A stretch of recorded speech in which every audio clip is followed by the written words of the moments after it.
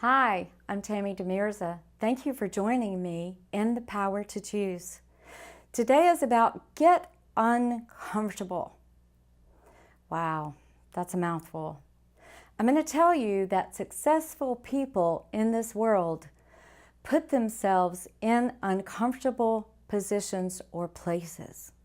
So in order to really grow spiritually, in order to really start being conscious of your choices, in order to really start looking at what you normally do that is uncomfortable, I'm going to teach you how to embrace the discomfort. That's actually a sign of your growth.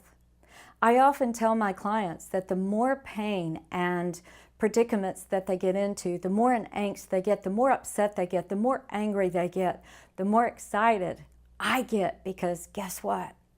The more uncomfortable you allow yourself to get, the more you're going to realize that you came here to overcome this. And the more uncomfortable and the more pressure there is on you doing that, the more likely you are to make different choices.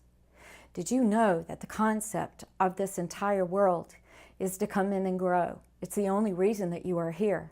It is not to get the white picket fences and the husbands and the wives and the children and the soccer players and all of these things. The reason that you came is to grow. So we enter this realm, this physical realm that has a lot of dense energy, a lot of judgment, a lot of pain and war and hunger and all of these things going on. And we feel it. And it's painful to us, and especially those of us who have done a lot of work in previous lifetimes. We come in to experience uncomfortable things, the dichotomies of what we do not want, in order to force us to choose. What is happening in your life that you do not want, that is uncomfortable, that you don't like? Did you know that it is in embracing that discomfort? It's about easing into that. I tell my clients, I teach this, get in the mud of the uncomfortable place. Know that you are covered in mud or that you're sinking in quicksand. Did you know that that is the beginning of you setting yourself free? This is the way to freedom. This is the way home.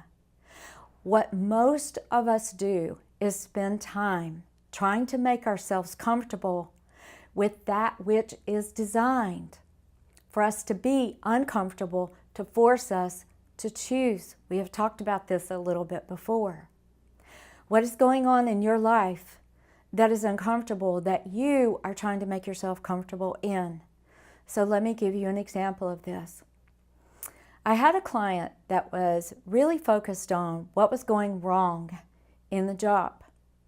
And there were some illegal things going on where she worked. And she was focused, she was fixated on that uncomfortable position.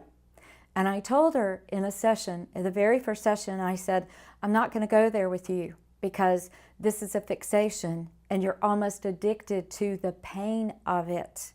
Can we move you into another place and then you can get yourself out of this position? She was quite shocked and she kept trying to go back. She would say yes. She would let me go to another subject or another thing, and then she would always come back, but I hired you to help me fix this at my job. And I said, I want you to know that because of where you are energetically with the job, it is impossible for you to make that jump. Will you let us tell you something simple to deactivate the obsession or the focus? Because whatever it is you are focusing upon expands. So think about this from this perspective. If you are focusing on a problem, on a dilemma, on a predicament, then you are only focusing on that thing, and that thing is expanding. It's getting more uncomfortable. It's getting worse. More things are happening around that. If you can pull back and say, okay, wait, I'm uncomfortable. And the reason that I'm uncomfortable is so that I can embrace it. I can get in with it. I can realize that I am stuck. I'm not in a good place. I'm not in a comfortable place. I'm going to use that as a tool for myself to start the process of beginning to set myself free. When she was able to make that shift in the session, we told her something that we knew would be very hard for her, but she thought would be easy. And that was to go do something today that just matters to you. I happen to know you do not have to go into work today. And she smiled with a knowingness that I was actually reading her. And I said, figure out something for you to do today that matters to you. Guys, she went to a museum and she saw art, and something inside of her started to breathe and everything felt easier. And then she decided to do mentoring with me. And when she wrote me an email about doing the mentoring and telling me that she had decided that she needed more work, she needed more help, I said to her, in the current predicament that you find yourself in, is it even feasible that you would have the answers? Will you let us guide you? Will you let us take you step by step by step to freedom, to getting you out of this job? But in the process, God and you are becoming more known to each other. I remember being upset at decisions that my husband was making. And he came in, and once again, he had bought a brand new truck and we could not afford it. And I knew that's what he was doing, and he was hiding it from me. And when he drove in the driveway and I saw the brand new truck, he came in and he just looked at me, and you could tell that he knew that I knew. And I said, excuse me for a moment. I'm not going to say anything to you right now. And I went into my closet and I started pacing. And I said, God, what's the purpose of this? You don't know me. I didn't sign up for Green Berets or the Navy SEALs. I'm just in the army of God. What is the purpose of this? And he said, you do not know yourself.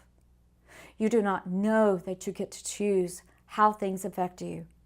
You do not know that you get to choose to put yourself in a better space. So all of these things transpire in your life, in my life, on purpose to make us look at it. So what are you focusing on? Is it that this is uncomfortable? This is uncomfortable. I don't like this. This doesn't feel good. Or is it, oh, wow, I'm uncomfortable. I'm going to use it. I get to step into power. I get to look at choosing. I get to ask Spirit, the non-physical, what's going on? How do I get through this? How do you guide me out? Let me tell you something extraordinary. When I was young, I knew, God said to me one day, we are going to send you on a series of jobs. And when you have accomplished that which you were to learn in that specific job, we're going to send you to the next one. So every 2 to 2.5 years, for about 12 years, I got so keenly aware of when that job, that curriculum, that earth school system, that spiritual thing that I was supposed to learn was done, I knew that I was about to leave the job. And I would just say to God, okay, where's the next job? Guess what I have found? Every single job that I had is of use to me in doing the work that I am doing right now. This calling that is on my life, the people that I met, the things that were accomplished in a spiritual way, even in a physical way and an emotional way, were not wasted. God was actually guiding me to do this work, to be able to do the work myself so that I could assist and teach and share with you. It's a journey. Embrace the journey. Get uncomfortable. Allow yourself to know that the uncomfortable is precisely what you're ordering to get you to look at choosing. Thank you for joining me today.